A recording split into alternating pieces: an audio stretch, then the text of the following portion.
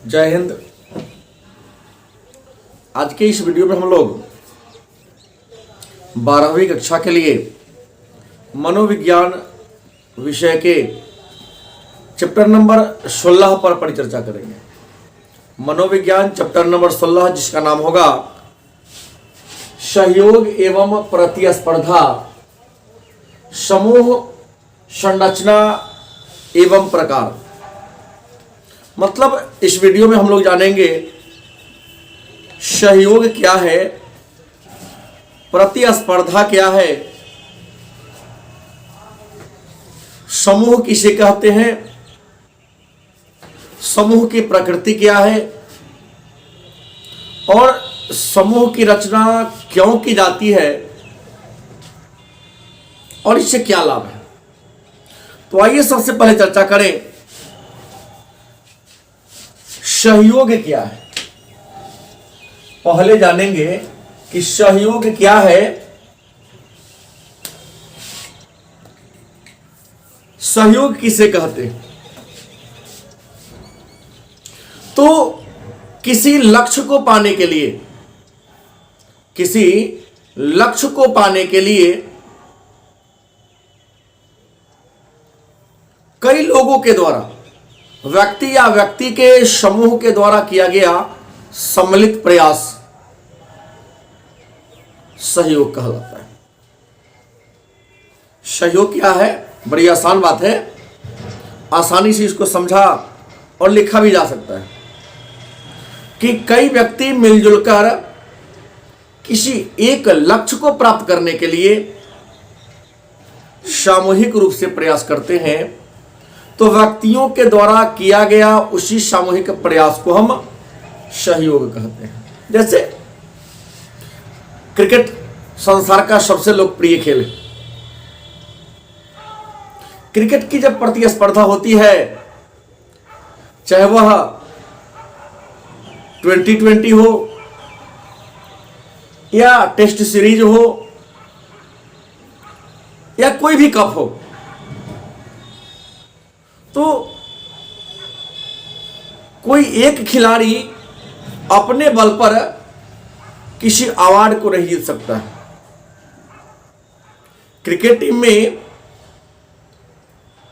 की एक टीम में कम से कम 11 प्लेयर होते हैं और 11 प्लेयर मिलकर सामूहिक रूप से प्रयास करते हैं, तो उन 11 के प्रयास से ही वह टीम किसी कप को प्राप्त करता है या किसी ट्रॉफी या अवार्ड को जीतता है।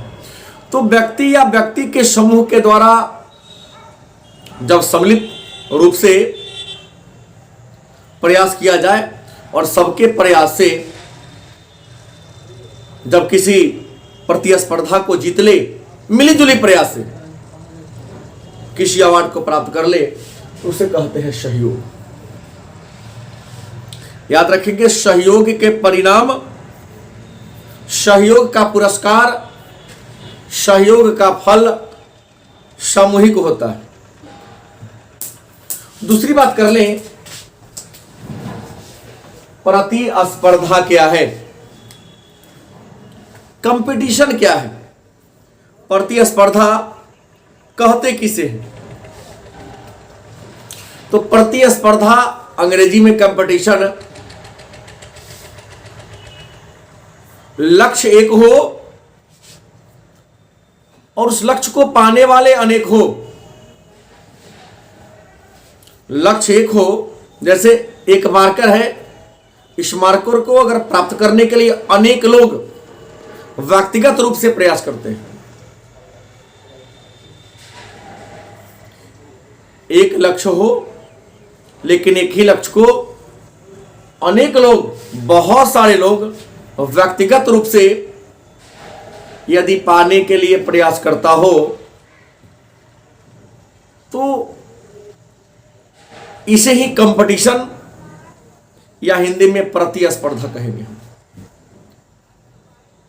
किसी लक्ष्य को पाने के लिए व्यक्तिगत रूप से किया गया प्रयास प्रतिस्पर्धा कहलाता है। और एक विशेष बात, प्रतिस्पर्धा का परिणाम। प्रतिस्पर्धा का फल व्यक्तिगत होता है। प्रतिस्पर्धा में लाभ सामूहिक नहीं होता है, एक व्यक्ति का होता है। जो जीतता है पारितोषिक उसी को प्राप्त होता है।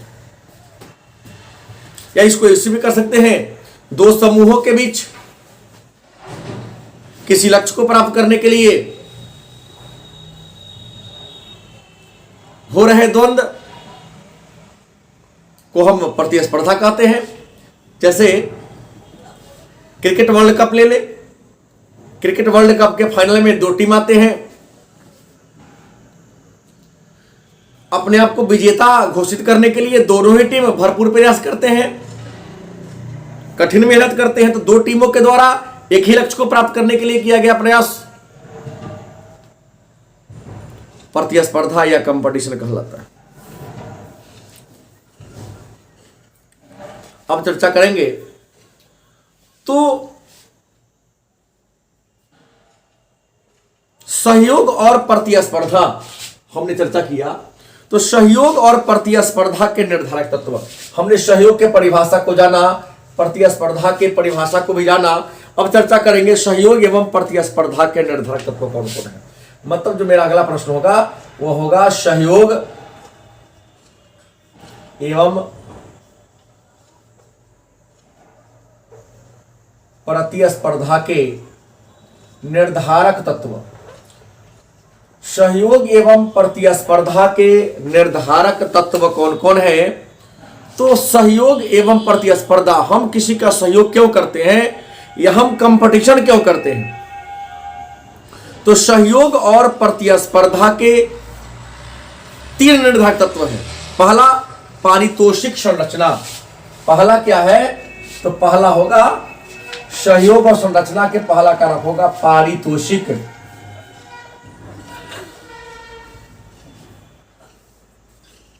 संरचना मतलब हम किसी का सहयोग या किसी से कंपटीशन मतलब प्रतिस्पर्धा इसलिए करते हैं ताकि हमें पुरस्कार प्राप्त हो सके, हमें सम्मान मिल सके। यदि सम्मान की बात नहीं होगी तो हम सहयोग या प्रतिस्पर्धा की बात नहीं करेंगे। दूसरा अंतरवैयक्तिक संप्रेषण। दूसरा इसका कारण होगा अंतर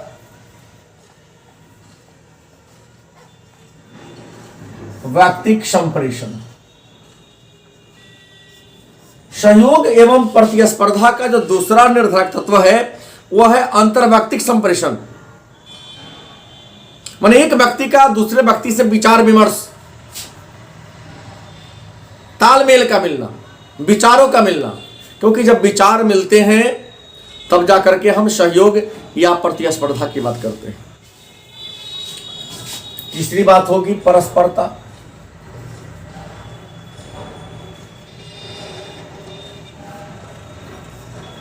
सहयोग या प्रतिस्पर्धा का जो तीसरा निर्धारक तत्व है वह है परस्परता। मतलब एक दूसरे पर निर्भर होना।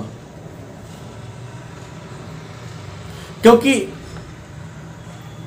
एक दूसरे का सहयोग करके, एक दूसरे पर निर्भर रह के बड़े से बड़े लक्ष्य को, बड़े से बड़े उद्देश्य को पूरा किया जा सकते हैं। तो सहयोग और प्रतिस्पर्धा के ये तीन निर्धारक तत्व हैं। यदि आपसे प्रश्न करें कि सहयोग क्या है, सहयोग के निर्धारक तत्व कौन कौन है, तो आप सहयोग की परिभाषा लिख देंगे और तीनों के बारे में चर्चा कर देंगे। पुनः आपसे पूछ सकता है कि प्रतिस्पर्धा क्या है और प्रतिस्पर्धा के निर्धारक तत्व कौन है, तो आप प्रतिस्पर्धा की परिभाषा लिखेंगे जैसा कि हमने कहा, और प्रतिस्पर्धा के यह तीनों निर्धारक तत्व हैं। अब हमारी चर्चा होगी समूह पर। अब जो हम चर्चा करेंगे वह होगा समूह।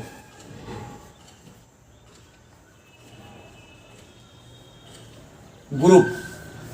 क्या है समूह? समूह कहते किसे? समूह क्या है, समूह किसे कहते हैं? आपका उत्तर होगा दो या दो से अधिक व्यक्तियों की संगठित व्यवस्थित रूप, संगठित रूप। मतलब दो या दो से अधिक व्यक्ति जब किसी खास लक्ष्य को लेकर खास उद्देश्य को लेकर आपस में अंतः क्रिया करते हैं, तो इसी अंतः क्रिया से बने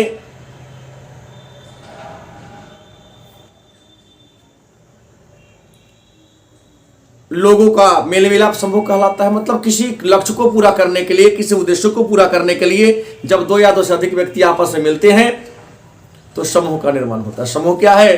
तो लोगों, दो या दो से अधिक व्यक्तियों का मेल मिलाप। मतलब दो या दो से अधिक व्यक्ति किसी साझे लक्ष्य को या किसी लक्ष्य को प्राप्त करने के लिए आपस में मिलते हैं और अंतः क्रिया करते हैं, तो इसे ही हम समूह के नाम से जानते हैं। अब प्रश्न होगा, तो समूह की विशेषता क्या है? समूह की परिभाषा तो हमने जान लिया, फिर आपसे पूछ सकता है कि समूह की विशेषता क्या है। तो समूह की पहली विशेषता है कि समूह के अपने आदर्श होते हैं।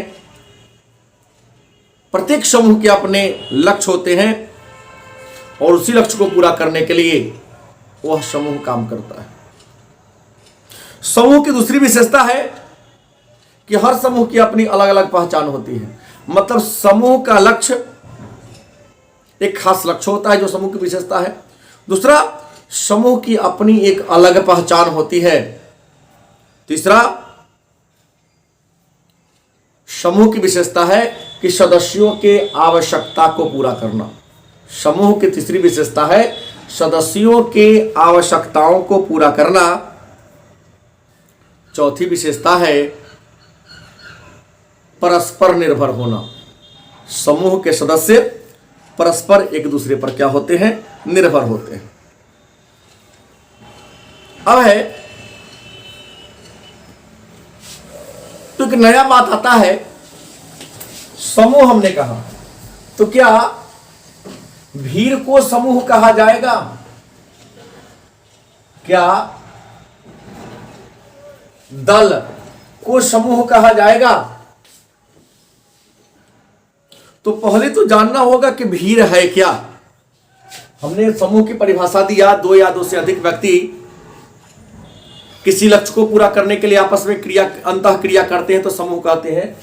माने लोगों का एकत्रीकरण समूह कहलाता है। तो क्या भीड़ समूह कहलाएगा?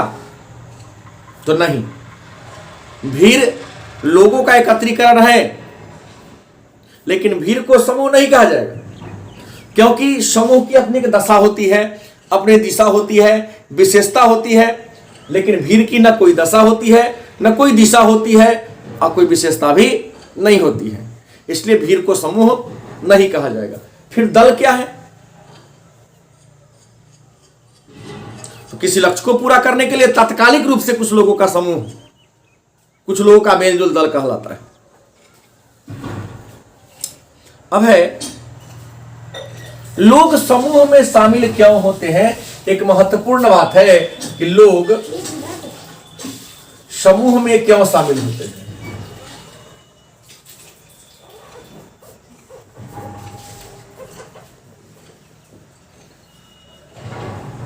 प्रश्न है, लोग समूह में क्यों शामिल होते हैं?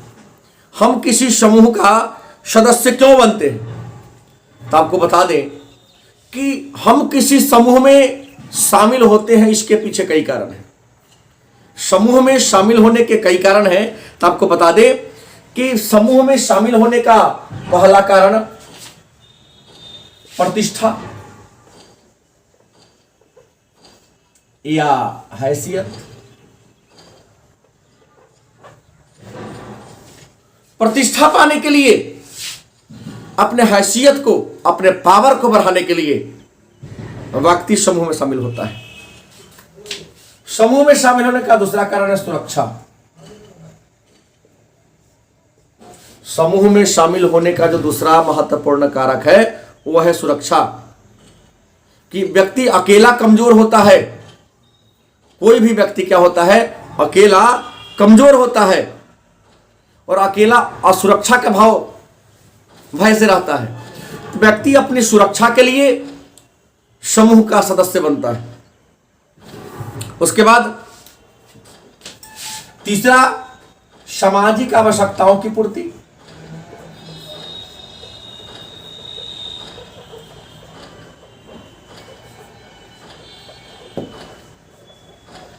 तीसरा है सामाजिक आवश्यकताओं की पूर्ति। व्यक्ति समूह में इसलिए शामिल होते हैं ताकि वह अपनी सामाजिक आवश्यकता को पूरा कर सके। चौथा कारण है लक्ष्य की प्राप्ति। किसी खास लक्ष्य को, किसी खास उद्देश्य को पूरा करने के लिए हम समूह में शामिल होते हैं या हमें समूह की जरूरत होती है। पांचवा कारण सूचना व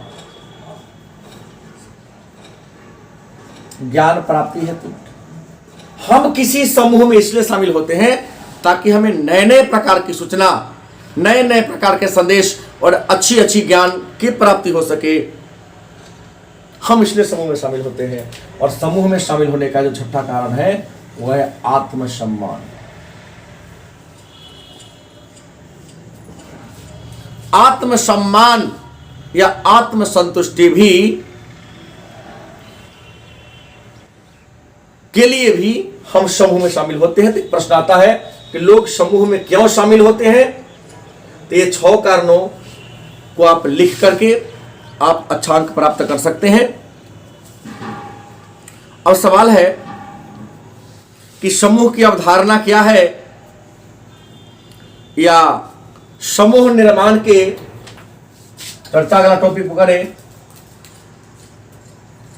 समूह निर्माण के चरण। तो आपको बता दें, समूह निर्माण के चरक पर विचार आपको दिए थे टॉप में। समूह निर्माण के चरण पर कि समूह के निर्माण के कितने चरण होते हैं, समूह के निर्माण की कौन कौन सी अवस्थाएं होती है। तो समूह के निर्माण के चरणों पर चर्चा टकमैन नामक मनोवैज्ञानिक ने किया था। और टकमैन नामक मनोवैज्ञानिक ने समूह के निर्माण के 5 चरणों या 5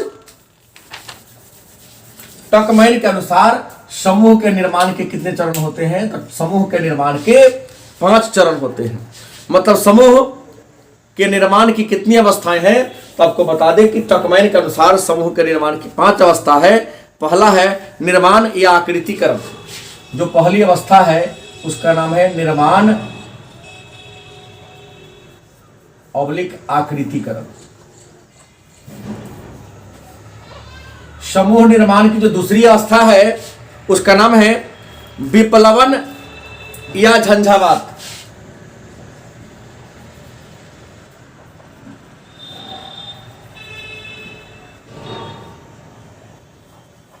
विप्लवन या झंझावात समूह के निर्माण की दूसरी अवस्था है। तीसरा है प्रतिमान या मानक का निर्माण। तीसरी अवस्था है प्रतिमान ऑब्लिक मानक का निर्धारण।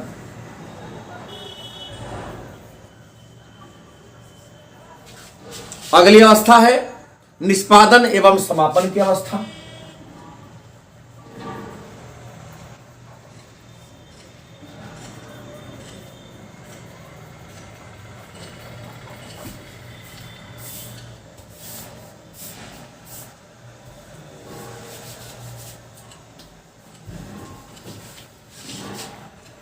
निष्पादन या संपादन की अवस्था।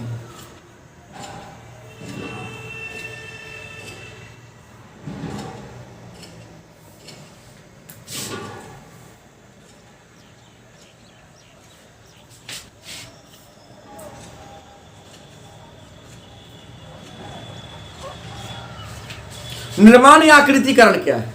टकमैन के अनुसार समूह निर्माण की 5 अवस्थाएं हैं। तो निर्माण क्या है, तो जब कुछ लोग पहली बार मिलते हैं, तो मिलने के बाद एक दूसरे के बारे में जानते हैं। मैं कौन हूं, आप कौन हैं, क्या लक्ष्य है, क्या उद्देश्य है। जब 2 लोग आपस में मिलते हैं तो किसी मुद्दा पर विचार विमर्श होता है, उसे ही निर्माण या आकृतिकरण की अवस्था कहते हैं। दूसरी बार जब लोग मिलते हैं तो आपस में द्वंद्व चलता है कि समूह बनेगा तो संसाधनों का एकत्रीकरण कैसे होगा, संसाधन कहां से आएगा, समूह का कार्य रूप कैसे दिया जाएगा, इसको विप्लव या झंझावात की अवस्था कहते हैं। तीसरा प्रतिपान या मानक। तीसरी अवस्था कहता है समूह के सभी सदस्य को कुछ न कुछ पद दे दिया जाता है, कुछ न कुछ वर्क दिया जाता है, तो उसे हम प्रतिमान या मानक निर्धारण की अवस्था कहते हैं। निष्पादन, सभी को अपने अपने दायित्व को पूरा करने के लिए कहा जाता है, और जब सभी लोग अपने दायित्व को तो उसको निष्पादन कहेंगे, और जब सभी लोग अपने दायित्व को पूरा कर लेंगे तो समूह का वर्क, समूह की आवश्यकता समाप्त हो जाएगी, इसको समूह को खत्म या समाप्त कर दिया जाता है। अब समूह निर्माण के घटक की बात करते हैं। अब हम चर्चा करें आगे कि समूह निर्माण के घटक।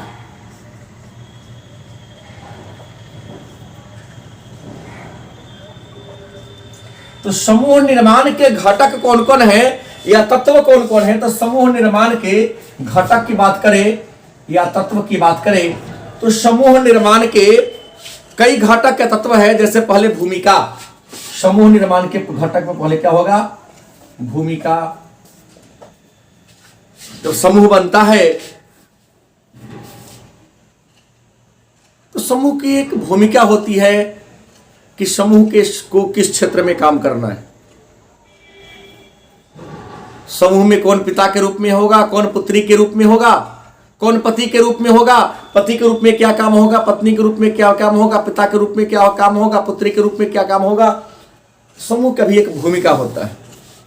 दूसरा होता है हैसियत या सम्मान।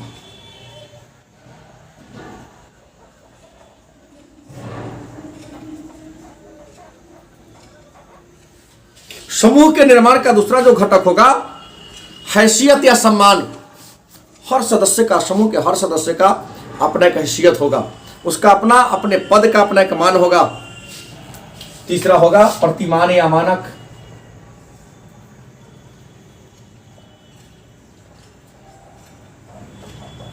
प्रतिमान या मानक। समूह के जो तीसरा तत्व है वह है प्रतिमान या मानक, कि उस मानक के आधार पर ही, उस प्रतिमान के आधार पर ही, उस विधान के आधार पर ही काम करना है, उसे आगे पीछे नहीं जाना है। उसके बाद संसक्तता। समूह निर्माण के चौथा तत्व है संसक्तता। सदस्यों के बीच आपसी दूरी, सदस्यों के बीच आपसी एकता, ये समूह के निर्माण के तत्व है। अगला चर्चा करेंगे समूह चिंतन क्या है। अगला मेरा टॉपिक होगा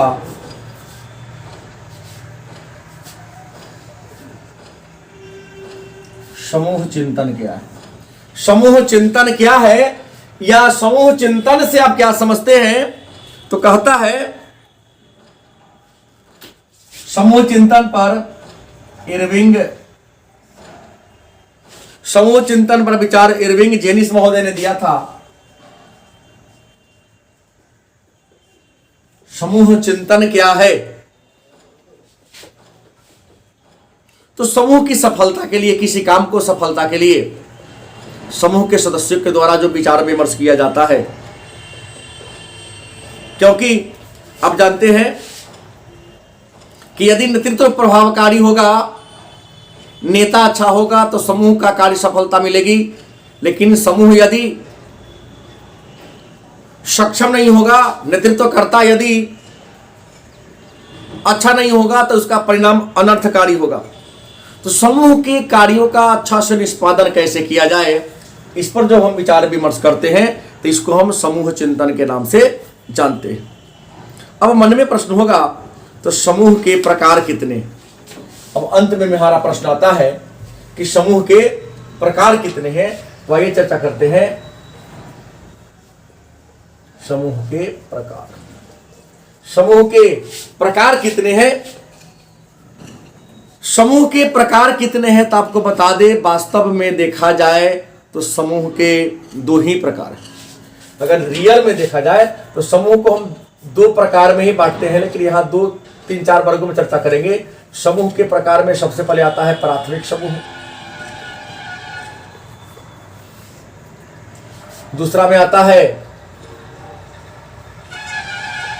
द्वितीयक समूह, तीसरा अंतः समूह चौथा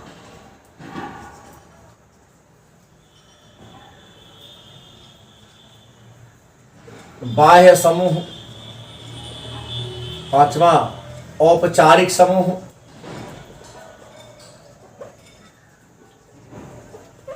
छठा अनौपचारिक समूह।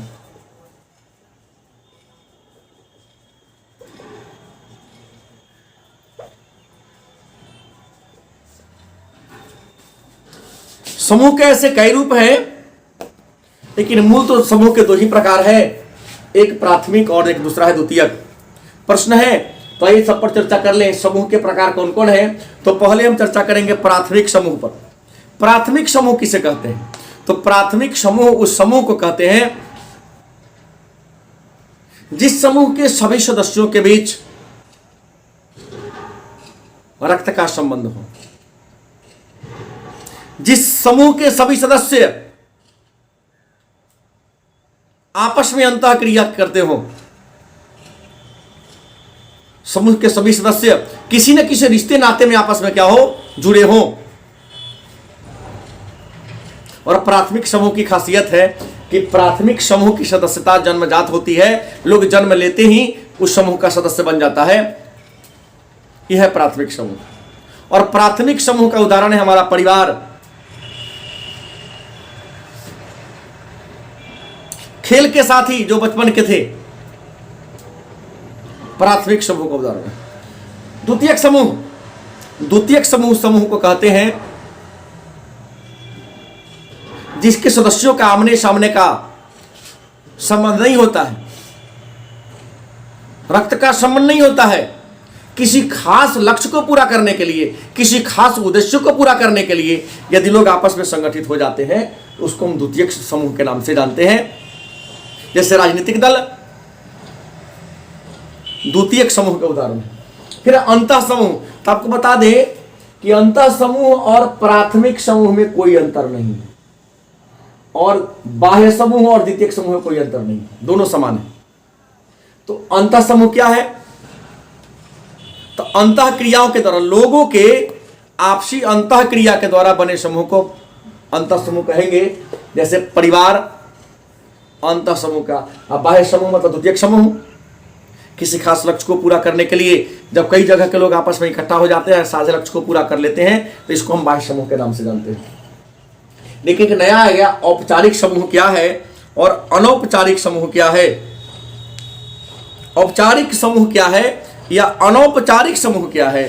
आपको बता दें, किसी खास नियम शर्त, किसी खास नियम शर्त या विधान के आधार पर, कानून के आधार पर जिस समूह का निर्माण किया गया हो उसे औपचारिक समूह कहेंगे। किसी खास नियम या शर्त के आधार पर जिस समूह का निर्माण किया गया हो उसे हम औपचारिक समूह कहेंगे। जैसे विश्वविद्यालय या विभिन्न प्रकार की प्रतियोगिता परीक्षा आयोजित करने वाली बोर्ड, जैसे Bihar board, UGC board, Bihar university, college. तो एक नियम शर्त के आधार पर, एक निश्चित विधान के आधार पर जिस समूह का गठन किया गया हो, निर्माण किया गया हो, उसे हम औपचारिक समूह कहेंगे। इसके विपरीत अनौपचारिक समूह, बिना किसी लक्ष्य के, बिना किसी आदर्श के जिस समूह का निर्माण किया गया हो उसे हम अनौपचारिक समूह के नाम से जानते हैं। तो आज की क्लास में इतना ही। उम्मीद है आपको ये सारी बातें समझ में आई होगी। और आपको बता दें कि इस टॉपिक से प्रतिवर्ष परीक्षा में एक न एक प्रश्न जरूर आते हैं, तो ध्यान से देखें, पढ़ें। धन्यवाद।